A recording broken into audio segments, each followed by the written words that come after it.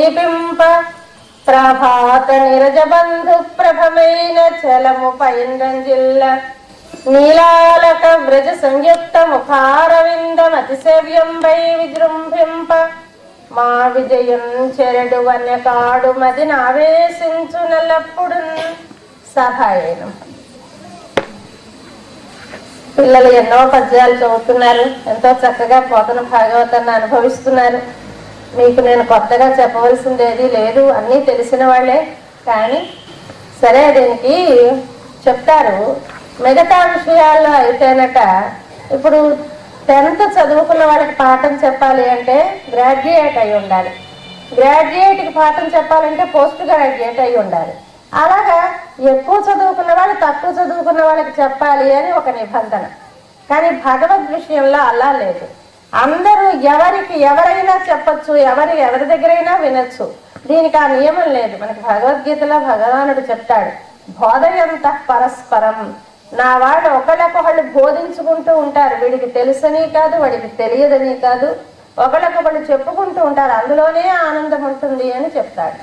అలాగా చెప్పుకోవడం అనేది ఒక సహజ లక్షణం కనుక భగవద్ అనుభవం అనేది, ఈ భగవద్ భావన కాస్తంతా ఉంటే అది చెప్పుకోకుండా వినకుండా ఉండలేం గనక మనం కూడా చెప్పుకుంటున్నాం తప్ప అన్నీ మీకు తెలుసు. ఒక కవి అంటాడు, కష్ట వేదవ్యత కష్టం ఉద్వహన భారం. ఒక కుండలాలు ఉంటాయట, పెద్ద పెద్ద పండితుల కుండలాలు ఉంటాయి చెవులకి. ఆ కుండలాలు ఇలా కిందకి వేలాడుతూ మెరుస్తూ ఉంటాయి.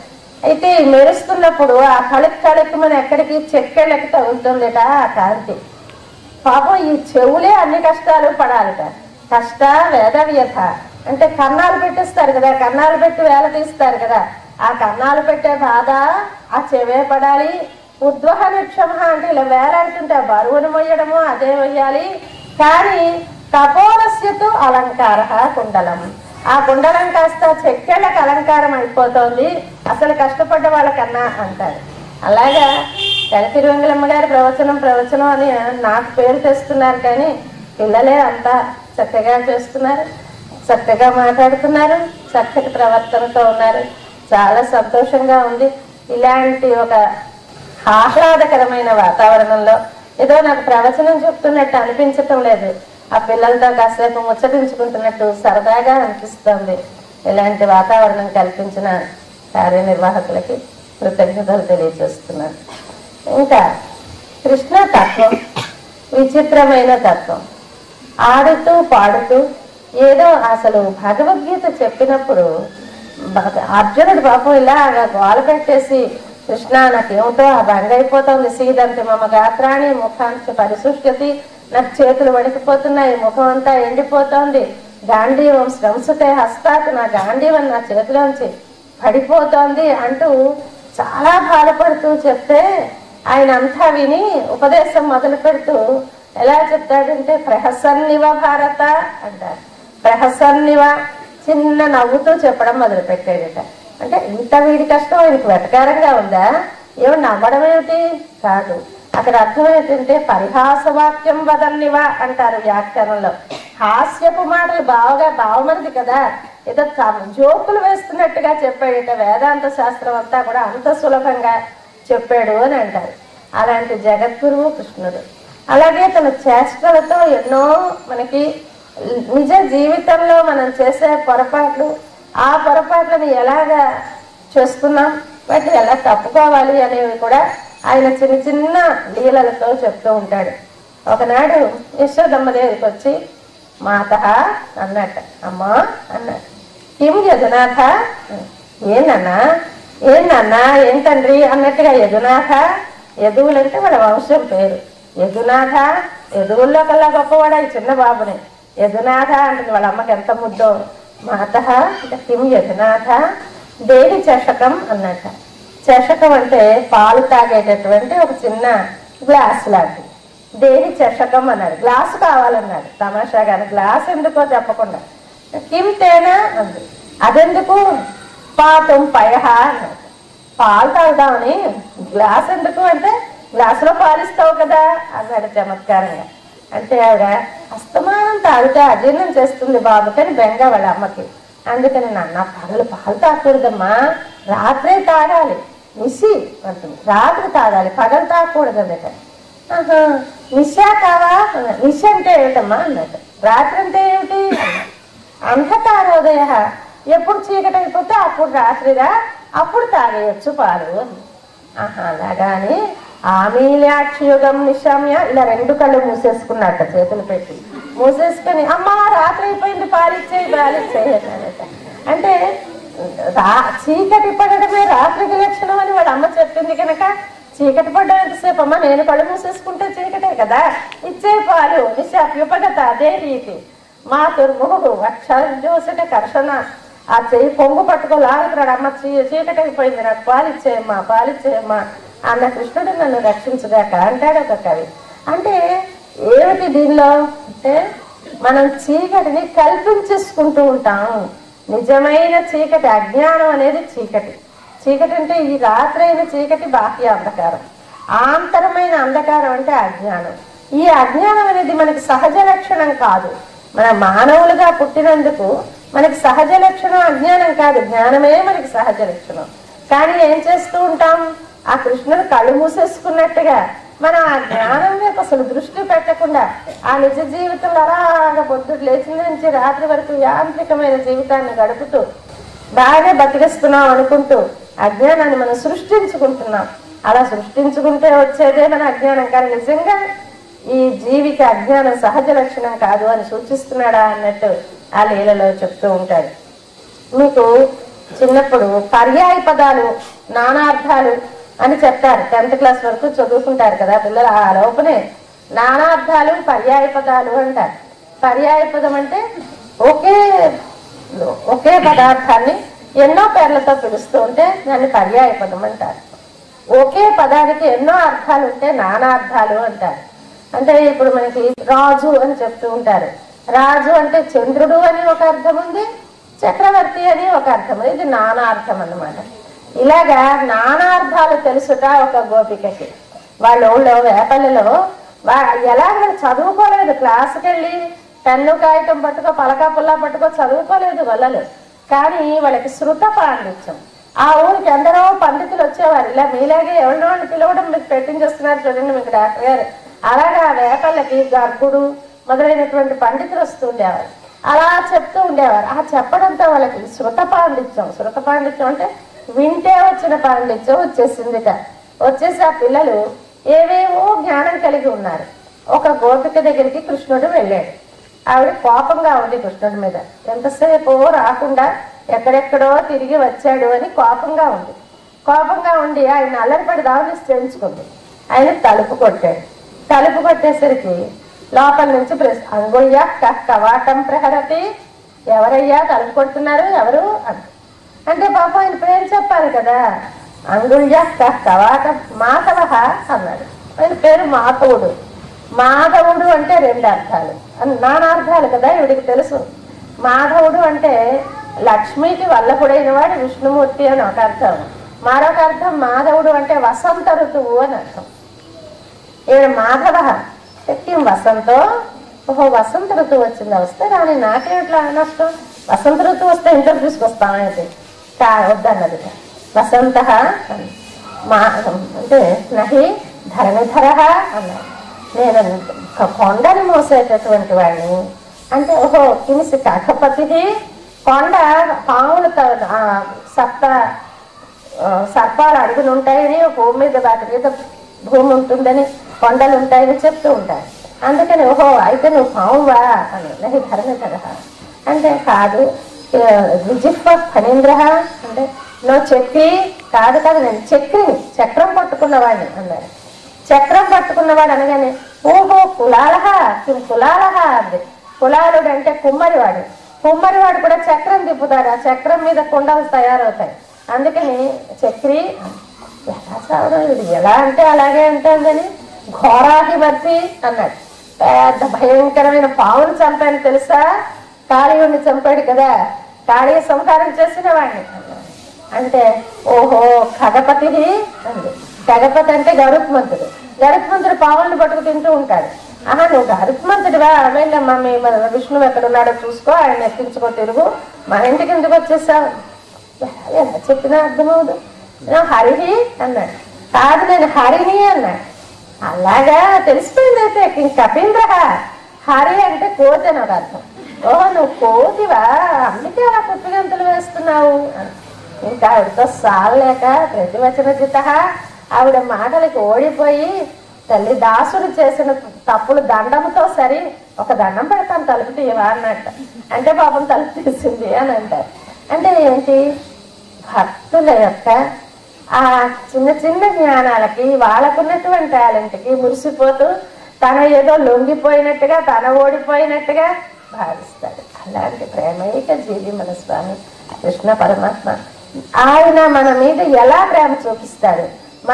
మనం ఏమి చూస్తే, మనం చిన్న కొబ్బరికాయ పట్టుకెళ్ళి కొడతాం కోవిల్లో, ఆ కొబ్బరి చెట్టుని సృష్టించిన వాడు ఆయనే, ఆ కాయ ఆయన స్వంతమే, అంతా ఆయనదే. కానీ మనం ఏదో పెద్దగా మనమే తయారు చేసి వాళ్ళే సృష్టించినట్టు ఆ కొబ్బరికాయ పట్టుకెళ్ళి కొడితే పాపం ఆయన ఆనందిస్తాడు.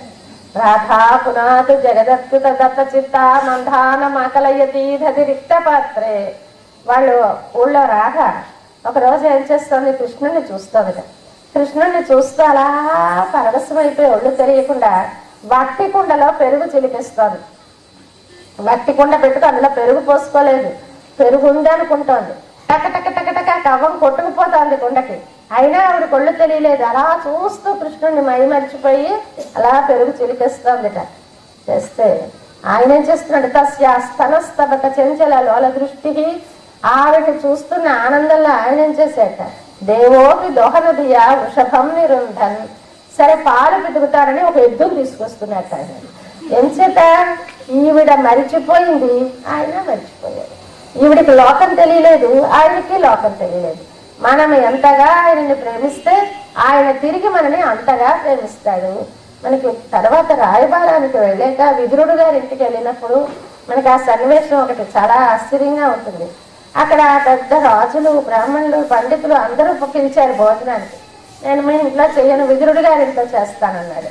విదురుడు అంటే వాళ్ళందరి దగ్గరికి ఆనాటి సమాజంలో చాలా తక్కువగా చూడబడే కులంలో వాడు. వారింటికి వెళతారు అని ఎవరు ఎక్స్పెక్ట్ చేయరు. అలాంటి వాడు విదురా మీ ఇంటికి వచ్చేస్తున్నాను భోజనానికి అన్నాడు. ఆయన పొందు తెలియలేదు విదురుడికి. విదురుడు కృష్ణుడు మా ఇంటికి వచ్చేస్తాడా, ఏమాశ్చర్యం తీసుకో వెళ్ళాడు. వెళ్తే ఏమిటి చేయాలో హడావిడి పడిపోతున్నాడు. ఎలాగ ఆదరించడంలో తెలియటం లేదు.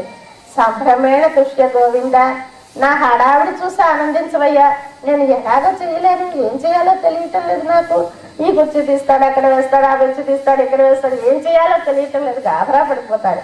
పడిపోయి వాళ్ళ ఆవిడని వంట చేయమన్నాడు. పాపం వంట ఎవరికో ఆకలేస్తుంది కదా, ఒక పెద్ద అరటి పళ్ళ గెల తీసుకొచ్చాట. కృష్ణుడికి లోపలికి వస్తాడు, టిఫిన్ లాగా పళ్ళు పెడదామని పెడుతున్నాడు. ఆవిడ వంట అంతా చేసుకొని యువతలకు వచ్చింది. 2 భోజనాలకని పిలుద్దామని. ఆ పిలిచేసరికి ఇంటి నిండా అరటి పళ్ళు దొరుకుతున్నాయట, తొక్కలు ఎక్కడా కనపడలేదు. డ్యూటీ తొక్కలు కనపడలేదు ఏమిటి, పళ్ళు ఇంటి నిండా దొరుకుతున్నాయంటే అని అడిగింది. తొక్కలు ఇచ్చేసానా కృష్ణుడికి అన్నట్ట విదురుడు. ఆ తొక్కలు తినేసానా అన్నట్ట కృష్ణుడు.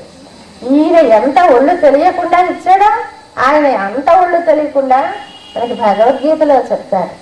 పత్రం పుష్పం ఫలం తోయం యోమే భక్త్యా ప్రయచ్చతి.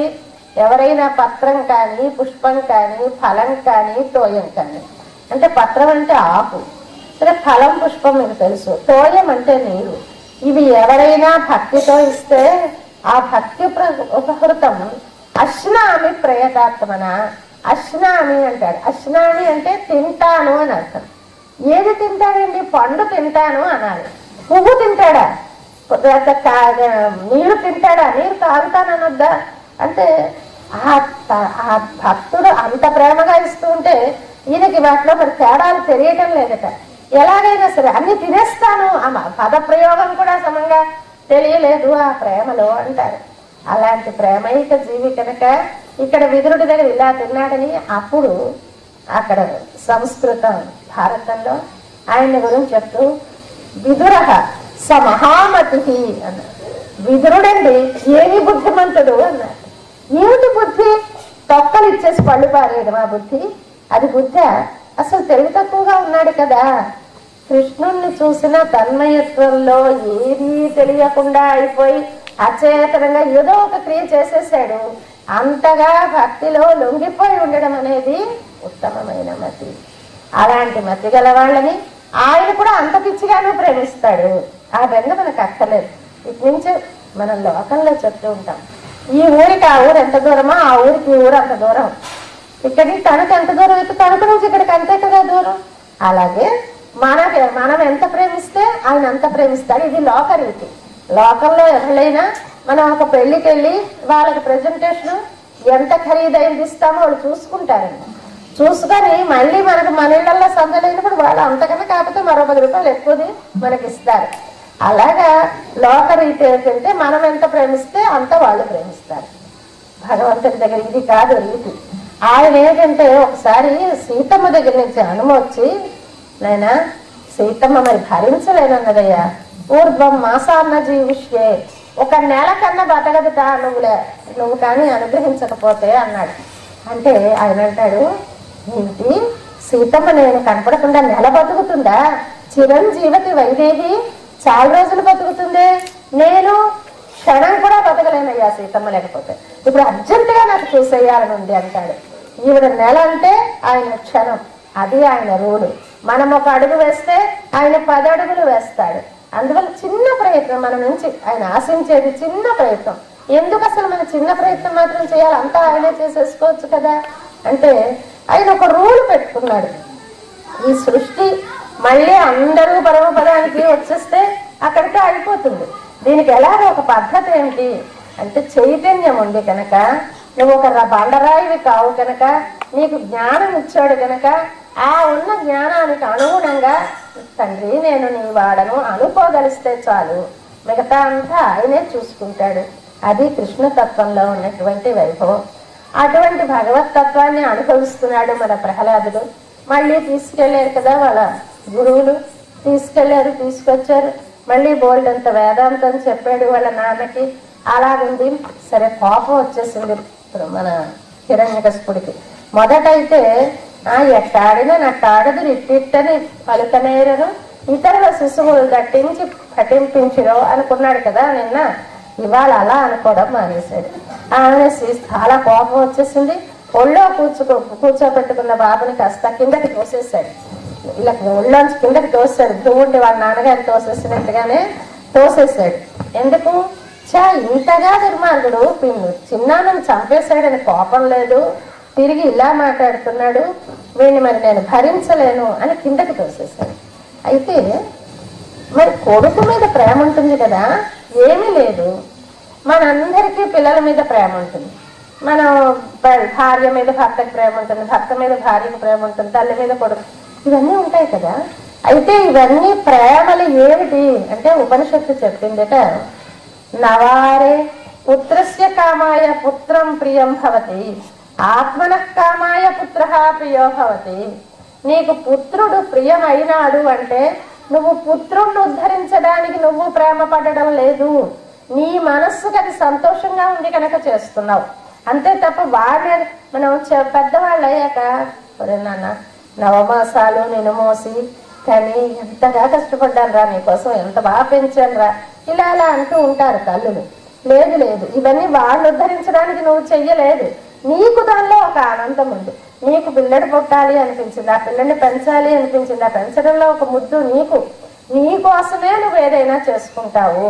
ఎప్పుడు కూడా ఏది చేసినా మనం ఒకరి కోసము చెయ్యమట, అది మన కోసమే. మన మీద మనకున్నంత ప్రేమ మరి ఎవరి మీద ఉండదట.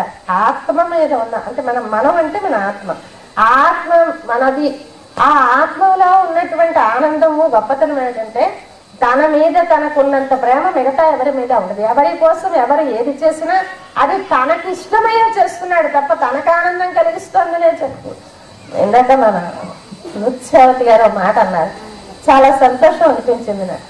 ఏదైనా దాన ధర్మాలు చేస్తే ఏమిటి ప్రయోజనం అంటే నేను అన్నాను, మనం దాన ధర్మాలు చేస్తే మన పిల్లలు సుఖంగా ఉంటారండి, ఆ పిల్లల భవిష్యత్తుకి ఇది ఒక పెట్టని కోటలాగా రక్షణ అవుతుంది, చాలా మంచిది అన్నాను. అంటే ఆవిడన్నారు, దాని మాటకేమీ తర్వాత పిల్లలు సుఖంగా ఉంటారా లేదా కాదు, మనకప్పుడు మనస్సు హాయిగా ఉంటుంది అన్న చాలా ఆశ్చర్యం. ఉపనిషత్తు చెప్పిన మాట ఆవిడ చెప్పేశారు. మన మనస్సుకి హాయిగా ఉంటుంది అప్పుడు ఇచ్చేసినప్పుడు, అబ్బా వీళ్ళని మనం ఎంత చక్కగా ట్రీట్ చేస్తాం అని ఒక మనస్సుకు ఒక ఆనందం కలుగుతుంది అన్నారు. అదే చెప్తోంది ఉపనిషత్తు. నువ్వు ఏది చేసినా ఒకరి కోసం ఒకరిని ఉద్ధరిద్దామని నువ్వు చేయటం లేదు, అది నీకు ఆనందాన్ని కలిగిస్తోంది కనుకే చేస్తున్నావు. మనం ఈ చూసేది పెళ్ళిళ్ళు వీడియోలు తీస్తుంటారు. ఇప్పుడు పెళ్ళి అయిందంటే అన్నిటికీ వీడియోలు తీసేస్తారు, తీసి మళ్ళీ చూపిస్తారు మనకి సరదాకి. మనకు వద్దన్నా వాళ్ళు మారు. ఆ పెళ్లి చేసుకున్న తల్లిదండ్రులకి, ఆ పిల్లల తల్లిదండ్రులకి అది మనకి చూపించేయాలని ఉంటుంది. మనకు వద్దన్నా వెంటనే అలా చూపిస్తూ ఉంటారు. ఆ చూస్తున్నప్పుడు మనకి ఆ పెళ్లి కూతురు పెళ్లి కొడుకు ఎంతో బాగా తయారై ఉంటారా, చూస్తామా? చూస్తున్నా అలా వెనక మనం ఎక్కడా కనపడతాం చూసి అది మనకి ఇష్టంగా ఉంటుంది. చూసేవాళ్ళగా ఎర్రచీర కట్టుకుని నేనే అని పక్కవాళ్ళతో చెప్పాలనిపిస్తుంది. ఎందుకు అంటే మన పేరంటే మనకి ఇష్టంగా ఉంటుంది. అది ఏమో మరి అది సహజమైన ఉపనిషత్తే చెప్పింది. అందువల్ల ఇప్పుడు మన హిరణ్యకశిపుడు తోసేశాడు పిల్లని. ఎందువల్ల? వాడి మనస్సుకి విరుద్ధంగా ప్రవర్తించాడు కనుక కొడుకైనా మరి ఇష్టం కలగలేదు, తోసేశాడు. తోసేసి ఒక నిర్ణయానికి వచ్చాడు, ఇంకా లాభం లేదు, వీడిని నేను ముద్దు చెయ్యకూడదు, వీడిని అంతం చేసేయాలి అనుకున్నాడు. అయితే మనకి ఒక 3 దుర్లభమైనవి లభిస్తాయి. అది లభించిన వాడు ప్రహ్లాదుడు. దుర్లభం ప్రియమేవైతత్ దైవానుగ్రహకారకం. దైవం యొక్క అనుగ్రహం వలన మనకు లభించేవి 3 దుర్లభమైనవి. దుర్లభం అంటే చాలా అరుదుగా లభించేవి. ఏమిటవి? మనుష్యత్వం, ముముక్షత్వం, మహాపురుష సంశ్రయం. మనుష్యత్వం ఉంది. అసలు మనుషులు అవడమే చాలా కష్టం. ఆ మనుష్య జన్మ రావడానికి వెనక ఎంతో తంతు జరుగుతుందట. నిష్కారణం ఇంత మంచి మనుష్య జన్మ వచ్చాక మనం వేస్ట్ చేసేసుకొని పశువుల్లాగే మనం కూడా బతికిస్తే ఏంటిది? ఆహార భయ మైథునములు. ఆహార నిద్ర భయ మైథునములని ఇవి 4 అందరికీ ఉంటాయి. అంటే పశువులకి పక్షులకి మనకి అందరికీ ఉంటాయి. ఆహారం తినాలని వాటికి ఉంటుంది, మనకి ఉంటుంది. నిద్ర మనము పోతాం, అవి పోతాయి. భయం ఏదైనా వస్తుందంటే ఇలా కర్ర పట్టుకెళ్తే ఆవు ఇలా కళ్ళు మూస్తుంది. ఎందుకని? పాపం భయం వేస్తుంది, మనకి భయం వేస్తుంది. మైథునం అంటే స్త్రీ పురుష సంబంధం వాటికి ఉంటుంది, మనకి ఉంటుంది. ఈ 4 వాటికి మనకి కూడా కామనే. అవే మనం కూడా చేసామనుకోండి, మనకి వాటికి తేడా ఏముంది? వాటి కన్నా ఆలోచించే శక్తి ఇచ్చాడు, జ్ఞానాన్ని ఇచ్చాడు, నవ్వేటటువంటి అదృష్టాన్ని ఇచ్చాడు. మానవుడు మాత్రమే నవ్వగలడు. హాయిగా నవ్వుతూ ఉండండి. నవ్వుతూ ఉండాలంటే ఎలాగా? లోపల భగవద్ అనుభవం ఉంటేనే ప్రశాంతమైన నవ్వు, మల్లె పువ్వు లాంటి నవ్వు, స్వచ్ఛమైన నవ్వు వస్తుంది. లేకపోతే కృత్రిమమైన నవ్వు వస్తుంది. లోపల బాధలుండి బాధపడుతూ మనస్సు బాధపడుతూ ఉంటే పైకి బాగుండదు. ఎవరైనా పలకరిస్తే నవ్వుతాం అనుకోండి, ఆ నవ్వు ఏడ్చినట్టే ఉంటుంది, ఏం బాగుండదు. నిజమైన నవ్వు రావాలి అంటే లోపల భగవద్ అనుభవం ఉండాలి. అందువల్ల మనుష్యత్వం ముందర ఎంతో అదృష్టం చేసుకుంటే కానీ రాదు ఆ మనుష్యత్వం. తర్వాత ముముక్షత్వం. ముముక్షువు అంటే ఎవరు? మోక్షమునందు కోరిక గలవాడు ముముక్షువు. మోక్షం అంటే ఏమిటి అంటే చచ్చిపోయి పరమపదానికి వెళ్ళిపోవడం మాత్రమే కాదు మోక్షం అంటే. మోక్షం అంటే విడివడుట. ములుచ్చు మోక్షనే. ములుచ్చు అంటే విడివడుట నాకు ధాతువుకి అర్థం. విడివడుట ఏది? దేని నుంచి? ఈ పుట్టుక చావు అనే ఈ సంసార వలయం నుంచి విడివడాలి. అలాగా విడివడాలనేటటువంటి కోరిక కలిగితే వాడు ముముక్షువు, మోక్షమునందు కోరిక గలవాడు. అలాంటి ముముక్షత్వం రెండవది. అది లభించడం, నాకు ఈ సంసార జంజాటం వదిలిపోవాలి, నేను ఇలా పుడుతూ చూస్తూ ఎన్నాళ్ళు బతుకుతాను, ఇలా వద్దు నాకు. దీనికన్నా అతీతమైన నిత్యమైన సుఖకరమైన పదవికి నేను వెళ్ళాలి అనేటటువంటి కోరిక కలగడం ముముక్షత్వం. కోరిక కలిగితే చాలు. కోరిక వరకే నీ వంతు. నువ్వు చేయవలసింది నాకు ఇదిగో ఇది కావాలయ్యా స్వామి, నువ్వే అనుగ్రహించాలయ్యా అని పదసన్నిధిని అంజలి ఘటించడమే మనం చేయవలసింది. ఇంకా తర్వాతది మహాపురుష సంశ్రయం. మహాపురుషులతో కూడి ఉండడం అనేది మరొక అదృష్టం. అంటే మనం సత్సంగం అంటూ ఉంటారే, మంచి వాళ్ళతో స్నేహం. ఆ మంచి వాళ్ళతో స్నేహం ఎలాంటి వాళ్ళతో ఇంగ్లీష్లో ఒక సామెత చెప్తారట. నీ స్నేహితుడు ఎలాంటి వాడో చెప్పు, నువ్వు ఎలాంటి వాడివో నేను చెప్తాను. అంటే ఏంటి, మన స్నేహితులు ఎలాంటి వాళ్ళు అయితే మనము అలాంటి వాళ్ళమే అవుతాం. ఎవరితో అయితే కలుస్తామో వారిలాగే మన బుద్ధులు ఉంటాయి. అందుకని అభిప్రాయ భేదాలు ఉంటే స్నేహం నిలవదు. వాళ్ళదో రకం అభిప్రాయం, మనదో రకం అభిప్రాయం అయితే ఎక్కువ రోజులు స్నేహం చేయలేము కదా. అలాగే ఇప్పుడు మంచి వారితో స్నేహం, సత్సంగం చేయడం వల్ల ఉత్తమ ఫలితం ఉంటుంది. ఇవి 3 దుర్లభం అంటారు. అలాంటి దుర్లభమైన 3 మన ప్రహ్లాదుడికి లభించాయి. ఆ భగవత్ కటాక్షం వలన మానవుడిగా పుట్టడం, తర్వాత ముముక్షత్వం మోక్షములను ఇచ్చగలగడం, మహాపురుషులను ఆశ్రయించడం కూడా తర్వాత తెలుస్తుంది మనకి. ఈ 3 ప్రహ్లాదుడికి ఉన్నాయి. అందువల్ల వీడు చేసేటటువంటి దుర్మార్గాలు వాడి విషయంలో ఏమీ ఫలించటం లేదు. ఇంకా హిరణ్యకశిపుడు నిశ్చయం చేసుకున్నాడు, అబ్బాయి అయితే మాత్రం ఇంత తప్పు చేస్తూ ఉంటే భరిస్తూ ఊరుకుంటానా? ఏదో ఒక మంచి తులసి వనంలో గంజాయి మొక్క పుట్టినట్టు మా ఇంట్లో వీడు పుట్టేశాడు. ఎన్నడూ మేము కృష్ణారామ అనడం ఎరగని ఇంట్లో పుట్టేశాడు. అస్తమానం విష్ణు విష్ణు అంటాడు. వీడిని మరి లాభం లేదు, ఇంకా ముద్దు చెయ్యకూడదు అని నిశ్చయం చేసుకున్నాడు. అంగవ్రాతములోన ఈ శరీరంలో ఎన్నో అవయవాలు ఉంటే అందులో ఒక దుష్టాంగం ఉంటుంది. దుష్టాంగం అంటే ఏదో జబ్బు చేసి అది చచ్చిపడిపోవడమో ఏదో అవుతుంది, ఇన్ఫెక్ట్ అయిపోతుంది. ఆ ఇన్ఫెక్ట్ అయిపోయిన భాగాన్ని తీసేస్తే తప్ప మిగతా శరీరానికి అంతా పాకిస్తుంది. అలాంటప్పుడు ఏం చేయాలి? ఆపరేషన్ చేసి ఆ భాగాన్ని తీసేయాలి. మరి అంచేత చికిత్సకుడు దుష్టాంగంబు ఛేదించి శేషాంగ శ్రేణికి రక్షసేయు విధంగా ఈ అవయవాన్ని తీసేసి మిగతా అవయవాన్ని కాపాడుకుంటాడే, అలాగా మనం కూడా కాపాడుకోవాలి. కనుక ఈ పిల్లల్ని చంపించేస్తాను, చంపించేసి మిగతా మా రాజ్యం, మా రాక్షస రాజ్యం చక్కగా ఎంతో బుద్ధిగా కృష్ణారామ అనకుండా ఎంత బాగానో ఉంచుకుంటాను అనుకున్నాడు. వాడు అదే మంచి అనుకుంటున్నాడు కనుక అలాగే ఉంచుకుంటానన్నాడు. ఇంకా వీళ్ళు చంపేయడానికి రకరకాల ప్రయత్నాలు.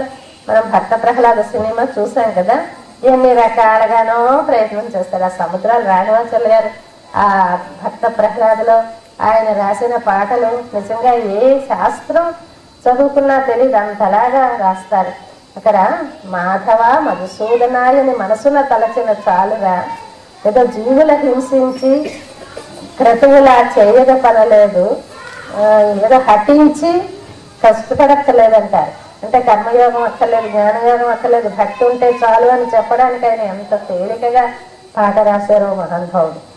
అలాగా అనేకమైన భాగాలు పొడిపించాడు, తోసేశాడు, పావుల చేత కనిపించాడు, ఏనుగుల చేత తప్పించాడు.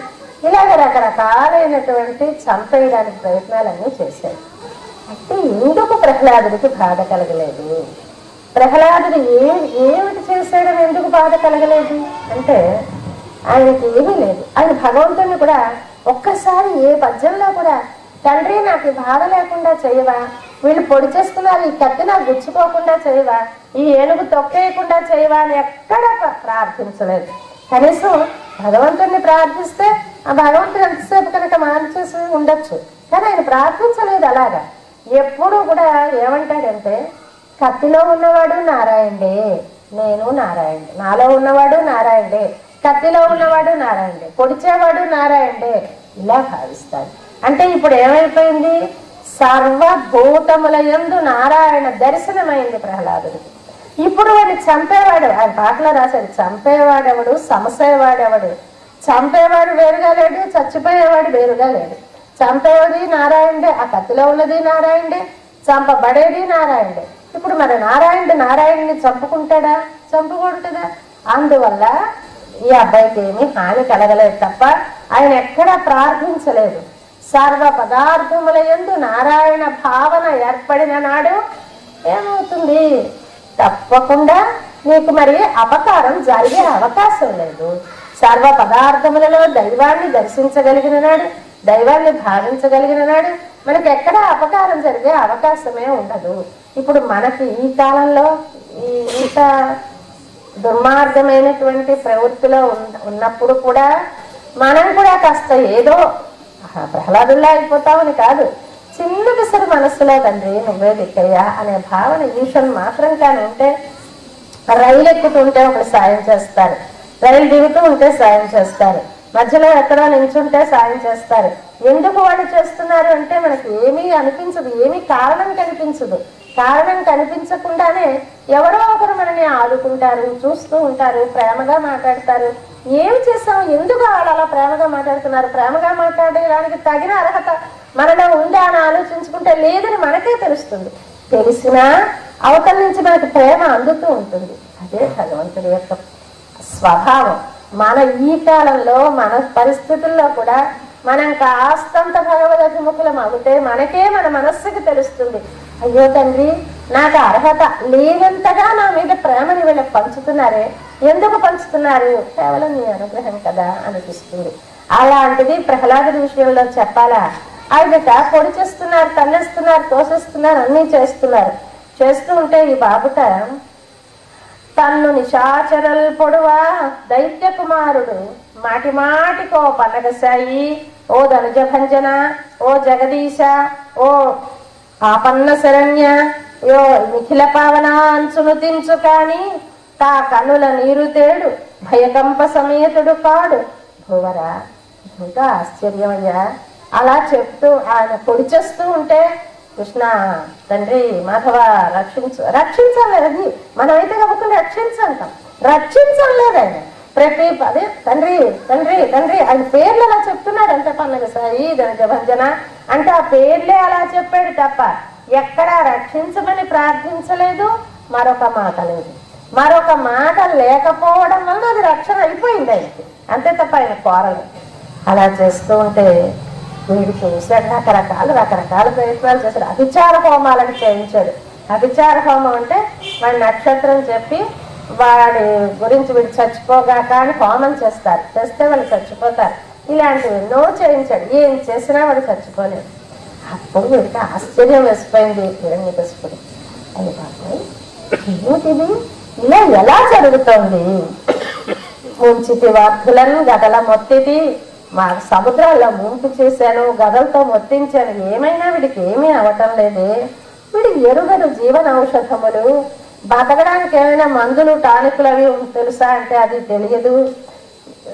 ఎవ్వరు లేరు కర్తలు, మరి ఎవరైనా రక్షించే వాళ్ళు ఉన్నారంటే వీడి పార్టీ ఎవళ్ళు లేరు. అంటే నారాయణ అనేవాడు ఒక వ్యక్తిలాగా రక్షిస్తాడా అదేదో అనుకున్నాడు వీడు. నారాయణుడు రక్షిస్తున్నాడంటే వీడు నమ్మడు, అంటే ఎవళ్ళు తెలిసి రక్షిస్తున్న వాళ్ళు లేడు.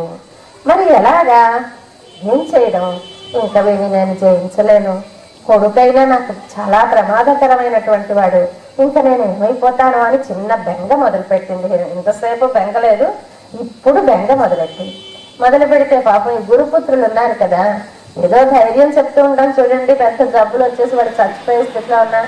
మొన్నను పేపర్లో 2 రోజుల క్రితం పేపర్లో రోసయ్య గారు వెళ్ళి వాళ్ళ చెల్లిని చూశారు, చెల్లో అక్క చూశారు, అక్క నీకు వార్ధక్యమే, మరేం జబ్బు లేదు, నువ్వు సుఖంగా ఉంటావు అని చెప్పి వెళ్ళారు అని పడ్డది.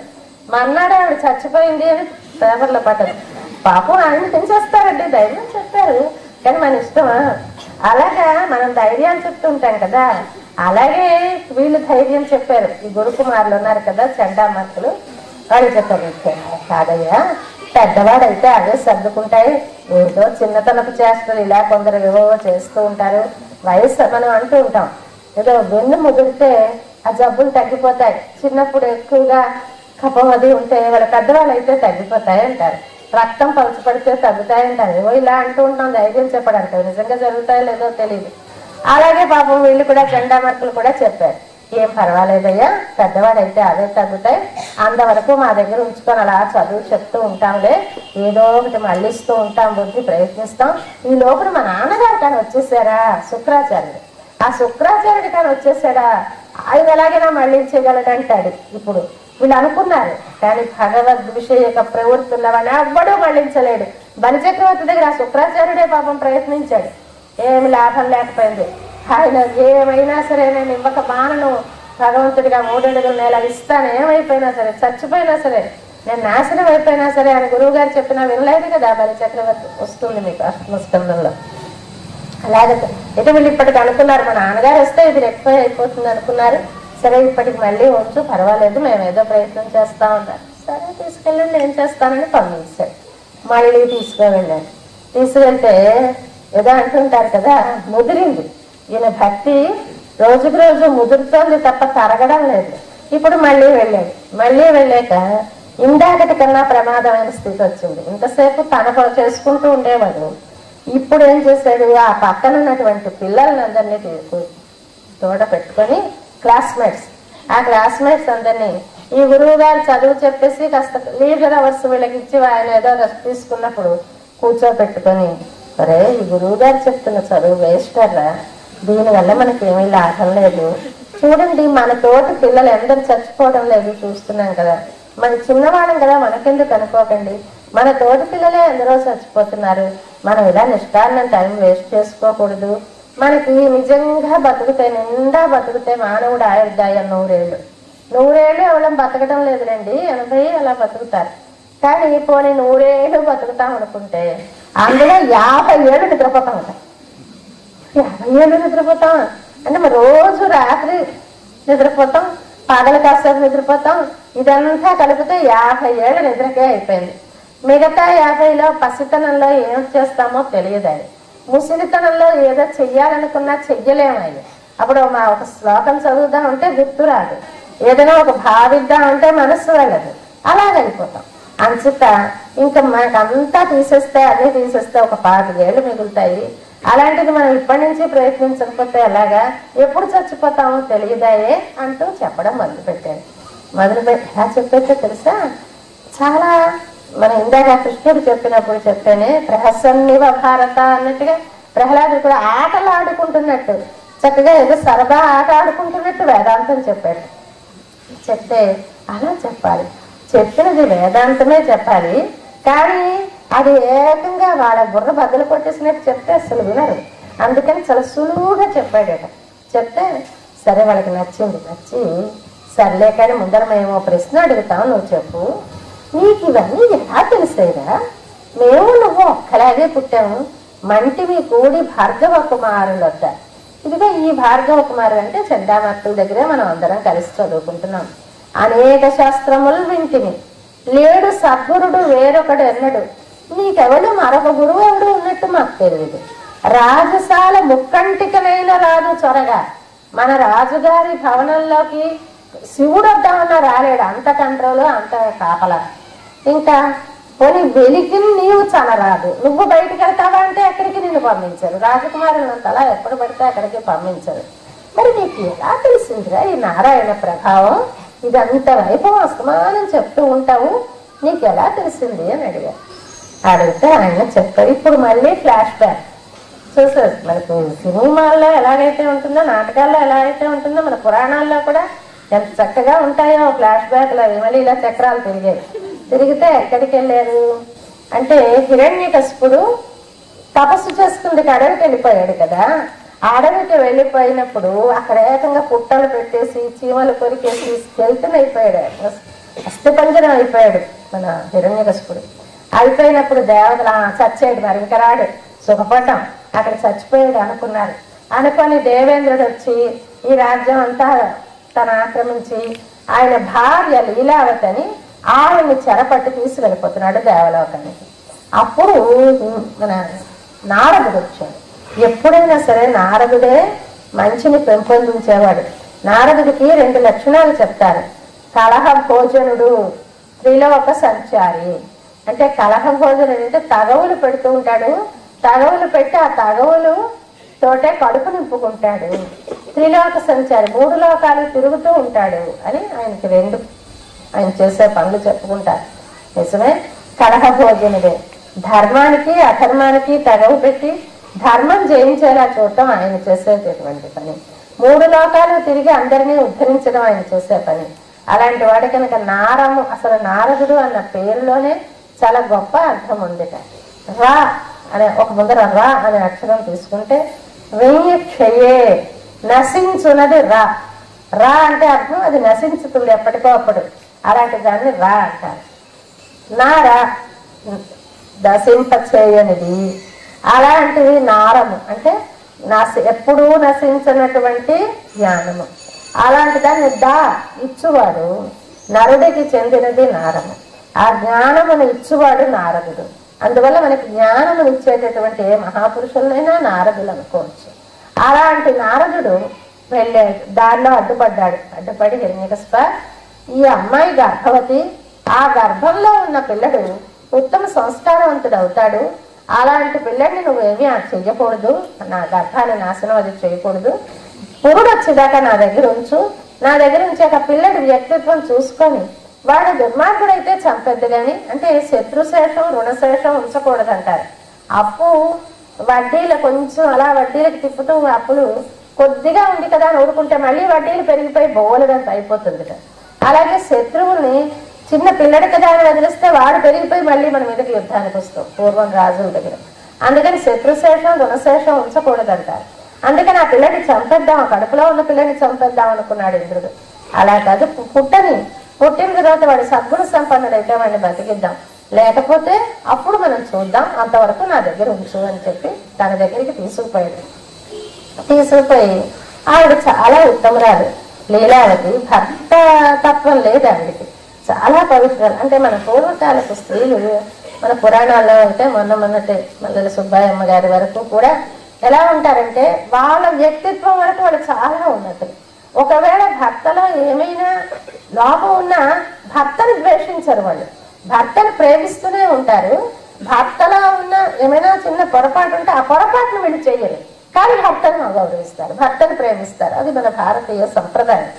అలాగే ఈ లీలావతి కూడా హిరణ్యకశిపుడు అంటే చాలా గౌరవమే, కానీ ఆవిడ ప్రవర్తనలో మాత్రం ఎప్పుడూ ధర్మమే. అలాంటి తల్లిని నారదుడు తన దగ్గర ఉంచుకొని ఆవిడకి నారాయణ మంత్రాన్ని ఉపదేశం చేశాడట. అయితే ఆవిడకి పాపం బుద్ధి అంత బలం లేకపోవడం వల్ల ఆవిడ మరిచిపోయింది కాలక్రమంలో. కానీ ఆ కడుపులో ఉన్న పిల్లడికి ఆ మంత్రం యొక్క శక్తి లోపల పనిచేసి వాడికి మంచి జ్ఞానం వచ్చేసింది. అందువల్లే ప్రహ్లాదుడు ఇంత గొప్పవాడు అయ్యాడు అంటారు. అయితే ఇప్పుడు ఈ నారాయణ మంత్రాన్ని చెప్పినప్పుడు ఇది ఆవిడ విన్నది, అతను విన్నాడు. కానీ ఆవిడ బుద్ధి అందుకు చాలేదు, తగ్గిపోయింది. అందువల్ల వినడం అందరం వింటాం, విన్నదాల్లో ఒక్కొక్కరికి ఎక్కుతుంది, ఒక్కొక్కరికి ఎక్కదు. అది బాగా ఎక్కింది ప్రహ్లాదుడు.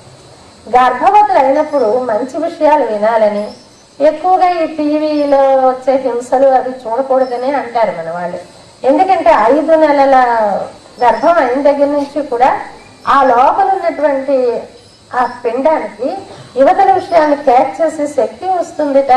అది వాళ్ళు గ్రహిస్తారట. మంచి సంగీతం అది వింటే హాయిని అనుభవిస్తారట, చెడు వింటే భీతిల్లుతారట. ఇవన్నీ ఉంటాయి. ఆ ప్రభావాలు తర్వాత పుట్టాక వాళ్ళ మీద పనిచేస్తాయి అని అది మనకి ప్రహ్లాదుడి చరిత్రలో నిజమైంది. కడుపుతో ఉండగా చెప్పినటువంటి విషయం తర్వాత ఆయన ఫలించింది. మనకి మోక్షం ఎలా వస్తుంది అంటే జ్ఞానా మోక్ష అంటారు. జ్ఞానము వలనే మోక్షం వస్తుంది. జ్ఞానం అంటే ఏ విషయంలో జ్ఞానం ఉండాలి? తత్వజ్ఞానాత్ మోక్ష. తత్వజ్ఞానం ఉంటే మోక్షం వస్తుంది. తత్వములంటే ఏమిటి? తత్వములంటే మూడు తత్వాలు తెలియాలట. ఏమిటి 3 తత్వాలు అంటే మనకి అసలు మొత్తం అంతా ఎక్కడ మీరు చూసినా 3 ఉంటాయట. ఆ 3 కలిసి ఉంటాయి. ఇప్పుడు ఈ టేప్ రికార్డర్ అవి ఉంటాయి చూడండి, 3 in 1 అంటారు, 2 in 1 అంటారు. అవతల టేప్ రికార్డర్గా రేడియోగా కూడా పనిచేస్తుంది. అలాగా మన శరీరం 3 in 1, 3 కలిసి ఒకటి. అంటే పైన ఉండేటువంటి శరీరాన్ని ప్రకృతి అంటారు, లోపల ఉన్నటువంటి జీవుణ్ణి, లోపల ఉండేవాడిని ఆత్మని జీవుడు ఆత్మ అంటారు, ఇంకా లోపల ఉన్న పరమాత్మ. ఈ 3 కలిసి ఉంటాయి, కానీ 3 వేరు తత్వాలు. ఈ 3 గురించి మనం తెలుసుకోవాలి. తత్వత్రయం, ఈ తత్వత్రయాన్ని తెలియచేశాడు నారదుడు ఈ అబ్బాయికి. తత్వత్రయం అంటే ముందర ప్రకృతి. ఈ ప్రకృతి ఎందుకు తెలుసుకోవడం? ఇది ఎప్పుడు కూడా సంతత పరిణామశీలి, ఎప్పుడు మారుతూనే ఉంటుంది ప్రకృతి. ఇప్పుడు ఒక మొక్క పుడితే ఆ మొక్క అలాగే ఉండదు, ఒక బిడ్డ పుడితే ఆ బిడ్డ అలాగే ఉండడు. ఈ పైకి కనిపించేవన్నీ సంతతము మారుతూ ఉంటాయి, అది మారడం సహజం. జాయతే, అస్తి, వర్ధతే, పరిణమతే, అపక్షీయతే, నశ్యతి అని 6 మార్పులు పుట్టిన ప్రతి జీవికి ఉంటాయి. వీటిని షడ్భావ వికారములు అంటారు. వికారము అంటే మార్పు. ఆ మార్పులు 6 ఉంటాయి. ప్రతి వాటికి కూడా పుట్టేయి అంటే చాలు. జాయతే అని మొదలు పెట్టామో నశ్యతి వరకు అలా సాగిపోవలసిందే. అంటే జాయతే అంటే పుట్టాడు, తర్వాత వర్ధతే అస్థి ఉన్నాడు, వర్ధతే పెరుగుతున్నాడు, పరిణమతే మారుతున్నాడు, అపక్షీయతే మళ్ళీ తరుగుతున్నాడు, 50 ఏళ్ళు వచ్చిన నుంచి తరుగుతూ ఉంటాడు, నశ్యతి నశించిపోతాడు. ఈ నశించిపోవడం అనేది ఎప్పుడైతే పుట్టాడో నశించిపోవడం తప్పదు. అది మనకి తెలుసు, అందరికీ తెలుసు. ఎందుకంటే ఎంతమందిని చూడటం లేదు నశించిపోతారని తెలుసు. మనకి 3 రకాలైన వైరాగ్యాలు వస్తాయి అని పెద్దవాళ్ళు చెప్తూ ఉంటారు. శ్మశాన వైరాగ్యం, పురాణ వైరాగ్యం, ప్రసూతి వైరాగ్యం అని 3 వైరాగ్యాలు వస్తాయట. అంటే ఎవరైనా చచ్చిపోయినప్పుడు శ్మశానం వరకు వాళ్ళు వెళ్ళిపోయినప్పుడు ఏం జీవితారండి, ఇది శాశ్వతం కాదు, ఎప్పుడప్పుడు మనం వెళ్ళిపోయే వాళ్ళమే, ఊరికే మనం దీనికోసం తాపత్రయపడకూడదని ఆవేళ అనిపిస్తుంది. మళ్ళీ మన్నాడు తగ్గిపోతుంది. అలాగే పురాణం విన్నప్పుడు చాలా బుద్ధిగా ఉందాం అనిపిస్తుందట, మళ్ళీ తగ్గిపోతుంది. అలాగే పురుడు వచ్చినప్పుడు ఆ అమ్మాయికి ఇంత కష్టపడాలి కదా, ఈ పిల్లలు గట్రా మరి వద్దులేదు ఈ లౌకికమైన జీవితం అనిపిస్తుందిట, మళ్ళీ తగ్గిపోతుందిట. ఇలాగా మనకి అలా పెట్టకపోతే మనం జీవితాన్ని నడపలేం కదా. అందుకని భగవంతుడు ఆ చిన్న మతిమరుపు మనకి పెడతాడేమో. ఇలాగా సంతతం మారుతూనే ఉంటుంది ఈ ప్రకృతి. ఈ ప్రకృతి యొక్క లక్షణం మార్పు అలాంటిది కదా. ఇది శాశ్వతం కాదు, నిత్యము కాదు, సంతతం మారుతూ ఉంటుంది. హేయమైనది, సత్వ రజస్తమో గుణములతో కూడి ఉన్నది. సత్వగుణం, రజోగుణం, తమోగుణం ఈ 3 కలిసే ఉంటాయి, ఎప్పుడు కూడా విడివడి ఉంటావు. ఎప్పుడూ ఈ 3 కలిసే ఉంటాయి. అయితే ఇప్పుడు మహాపురుషులకైతే సత్వగుణం పాలు ఎక్కువ, రజస్తమో గుణముల పాలు తక్కువ. మనకైతే రజస్తమో గుణముల పాలు ఎక్కువ, సత్వగుణం పాలు తక్కువ. అంతే తప్ప ఈ భూమండలంలో ఉన్నంతసేపు 3 గుణాలు కలిసే ఉంటాయి. ప్రకృతి యొక్క లక్షణం అది. ఆయన భగవానుడు భగవద్గీతలో భూమి రాపో అనలో వాయు ఖమ్మనో బుద్ధిరేవచ అహంకార ఇతీయమే భిన్నా ప్రకృతి రష్ణద అని చెప్పాడు. 8 రూపాలుగా భూమి, ఆపహ, అనలహ, వాయు, ఖం, మనో, బుద్ధి అని 8 రకాలుగా ఉంటుంది నా ప్రకృతి. ఈ 8 రకాలుగా ఉన్న నా ప్రకృతి నాది, నా నియమనం ప్రకారంగానే సాగుతుంది అని చెప్తాను. చెప్తే ఇందులో మీకు భూమి అంటే తెలుసు, ఆపహ అంటే నీరు, అనిలహ అంటే అగ్ని, భూమి రాపహ అనిల వాయు తెలుసు, ఖం అంటే ఆకాశం, మనహ మనస్సు, బుద్ధి మనలో ఉండేటటువంటి బుద్ధి. ఇవి కాక అహంకారం అని మరొకటి. ఈ అహంకారం అంటే ఏంటి? అహంకారం అంటే మనల్ని తయారు చేసినప్పుడు భగవానుడు ఈ సృష్టి చేసినప్పుడు మనకి మట్టితోటి బొమ్మలు చేసినట్టు, ప్లాస్టిక్ తో పరికరాలు చేసినట్టు అలాగా ప్రకృతి అనేటటువంటి దాన్ని పనిముట్టుగా చేసుకుని దానితో తయారు చేస్తాడు. అంటే తన సంకల్పం చేత అలాగా సృష్టిస్తాడు. ఆ ప్రకృతి యొక్క దశలు, మొదట ఉండే స్థితి, తర్వాత ఉండే స్థితి, తర్వాత ఉండే స్థితి, అలాగే వాటికి పేర్లు అవ్యక్తము, బుద్ధి, మహాన్, అహంకారము అని. అంటే బాగా ముద్దగా ఉన్న మట్టి, కాస్త బుద్ధి బాగా మెత్తగా చేసినది, పెరుసుగా ఉన్నది, మళ్ళీ ఎండినది. ఇలా ఎలాగైతే కుండలు చేసేవాడికి రకరకాల స్థితులలో ఆ పనిముట్లు ఉంటాయో అలాగే భగవంతుడు కూడా ఈ ప్రకృతిని తన పనిముట్టుగా చేసుకొని ఈ శరీర నిర్మాణం చేయిస్తాడు అంటారు. అందువల్ల ఇవన్నీ కూడా భగవంతుని యొక్క రకరకాలైన ఆ ప్రకృతి యొక్క రూపాలు. ఈ రూపాల్లో ఒక అహంకారం ఉంటుంది. అహంకారం అనే దానికి 3 రకాల అహంకారాలు ఉంటాయి. ఇప్పుడు చెప్తున్నది తత్వత్రయంలో, ప్రకృతి తత్వంలో ఒక మార్పుని అహంకారం అంటారు. అది కాక మరొక అహంకారం ఏంటంటే మనం చెప్పుకునేటటువంటి గర్వం. మరి మరొకటి అహంకారం. అహం అంటే నేను కాని దానిని నేను అనుకోవడం, అంటే శరీరమే నేను అనుకోవడం, లోపల వేరే మరొకటి ఉంది అని తెలియకపోవడం, దాన్ని అహంకారం అంటారు. ఇలాగ 3 రకాలైనటువంటి అహంకారాలు ఉంటాయి. అందులో మనకి తెలిసిన అహంకారం, లోకల్లో మనం వాడుతున్న గర్వము అనే అహంకారం గురించి ఒక మోడ్రన్ కవి చెప్తాడు. కొన్ని వస్తువులు ఎప్పుడెప్పుడు కంపు కొడతాయో చెప్తాడు. కంపు కొట్టడం అంటే దుర్వాసన రావటం. ఎప్పుడు అవుతుంది అంటే, కూడు పాసి పట్టి కంపు కొట్టు మర్నాటికే, అన్నం ఉంచేస్తే మర్నాటికి పాసి పెట్టేసి కంపు కొడుతుంది. పండు కంపు కుళ్ళినప్పుడు కంపు కొట్టు పండు, కుళ్ళిపోతే పండు కంపు కొడుతుంది. అతిథి కంపు కొట్టు 6 పూటల పైన. చుట్టం 6 పూటలు, మొదటి పాపం 2-3 రోజులు బాగానే, నాకు 6 పూటలు అయిపోయినాయి, మీరు ఎప్పుడు కంపు కొట్టేస్తారో నాకు దొంగ. అతిథి కంపు కొట్టు 6 పూటల పైన, అయితే ఇవన్నిటికీ కొంచెం టైం తీసుకుంటుంది కంపు కొట్టడానికి. అహము కంపు కొట్టు ఆ క్షణంబే. అహంకారం ఉంటే మాత్రం ఆ క్షణంలోనే కంపు కొట్టేస్తాక. అంటే మనకు అహంకారం ఉంది అంటే మనం గొప్పవాళ్ళమని మనకు ఒక భావన. ఈ భావన ఉన్నప్పుట మనం ఎంతగా మనం చాలా అనకూడదు, మనం గొప్పవాళ్ళం అనుకోకూడదు అని కంట్రోల్ చేసుకుందామన్న లోపల కానీ ఆ భావం ఉంటేంట మన చూపులోనో మన నడకలోనో మన కళ్ళు ఎగరవేయడంలోనో ఓ అడుగు వేయడంలో ఎక్కడో ఒకటి తెలిసిపోతుంది లోకానికి. తెలియగానే పక్కవాడికి అసహ్యం వేస్తుంది, అది కంపు కొట్టేస్తాం వాడికి. అందుకని అహంకారం ఉండకూడదు అని చెప్పడానికి మోడల్ ఇంకా ఒక ఆయన ఉంటారు. ఇలాంటి అహంకారం ఒకటి.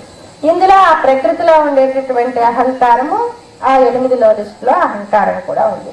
ఇవన్నీ నావయ్యా. అయితే ఇవన్నీ కూడా ఈ ప్రకృతిని ఎలా చేస్తావు?